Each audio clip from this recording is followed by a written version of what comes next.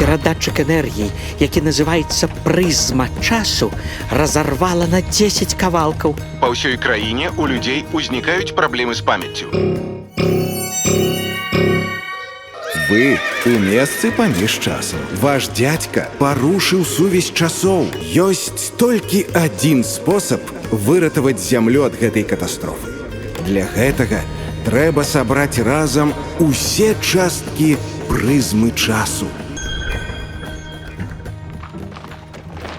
Падаецца, мы трапілі на здымкі ўладара персцёнкаў. Ці ў Ікею, бо тут усё драўлянае. Якая яшчэ Ікея? Гэта старажытны Полацк. Але людзі тут сапраўды падобныя да хобітаў і эльфаў. Няўжо гэта нашы продкі? Ваши, не сумнявайцеся. 2000 гадоў назад на тэрыторыі Беларусі жылі плямёны балтаў. Іх сляды засталіся ў назвах вёсак: Дайнава, Літва. Іх старажытнымі словамі называюцца таксама многія беларускія рэкі. Потым сюды прыйшлі славяне: Крывічы, Дрыгавічы і Радзівічы. Паступова балты і славяне перажаніліся. У выніку утварыўся той народ, які потым стаў называцца беларускім. Бадзі, адкуль ты гэта ўсё ведаеш? Ад цябе вядома. Калі я быў цацачным сабачкам, ты рабіла мне будку з тамоў энцыклапедыі. І што табе вядома пра Полацк? Гэта самы стары горад Беларусі. Яму таксама 2000 год. Можа, і 2.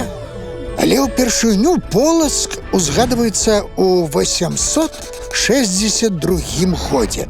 Аднойчы жыхары полацкай дзяржавы дамовіліся, што трэба запрасіць на пасаду князя кагосьці з-за мяжы.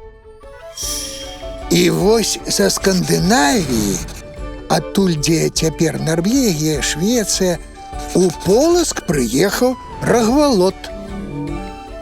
А ў яго былі дзеці? Вядома, яго дачку звалі Рагнеда.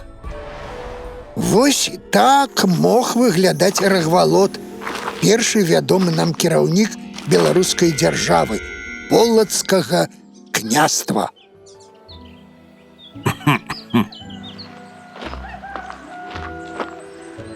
Ой, гэта ж партрэт. Што за імя такое партрэт? Я Рагвалод, полацкі князь. А вы хто такія і адкуль? Мы госці з Мінска. Гэта сталіца Беларусі. Якога Мінска? Яго яшчэ не пабудавалі. Беларусь? Не чуў пра такое княства. У вас там сабакі размаўляюць? Тут так не прынята. Мы скандынавы, людзі цывілізаваныя. Прабачце, больш не буду. Татачка, ну хай пагаворыць. Не кожны ж дзень да нас прыходзіць у госці такі мілы сабака з дзівоснага горада Мінска. Добра, Рагнеда, дзеля цябе дазваляю. Мы ж скандынавы, людзі цывілізаваныя. Гавары, сабака, колькі хочаш. Добры дзень. Да пабачэння. Мне трэба ісці. Прыплыла ладдзя з купцамі. А можа, і не з купцамі. Словам, дзяржаўныя справы. Бывайце, замежныя госці. Вось, ускінь, каб не замерзнуць. Татка, але ж сёння цёпла. Каля рэчкі можна прастыць. Ты і так без шапкі. Вось я ніколі не выходжу з дому без шапкі. Мы, скандынавы, людзі абачлівыя. Добра, татка.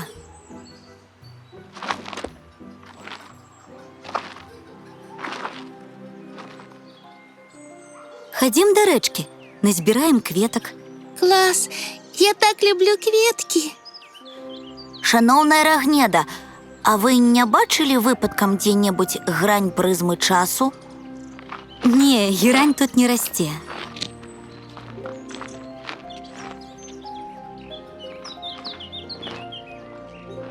Якія прыгожыя чаравікі.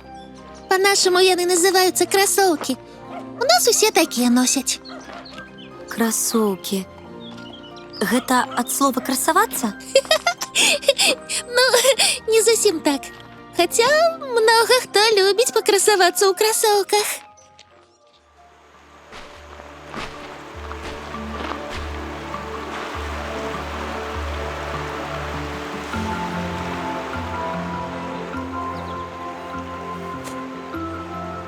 Няма.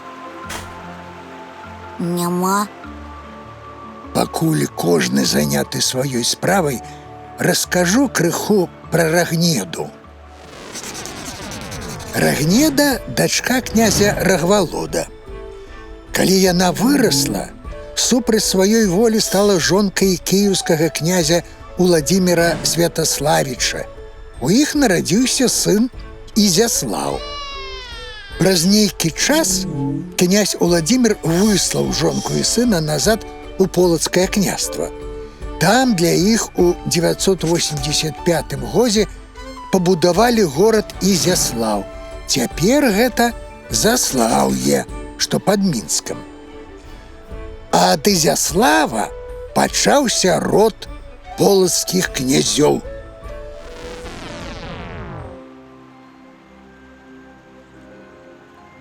Зося, што ты там знайшла?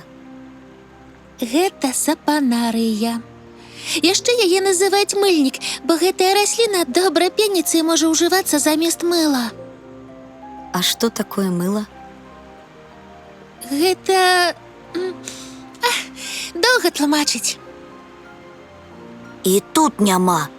Чаго няма? Грані ад прызмы часу, а я адчуваю, што яна недзе побач.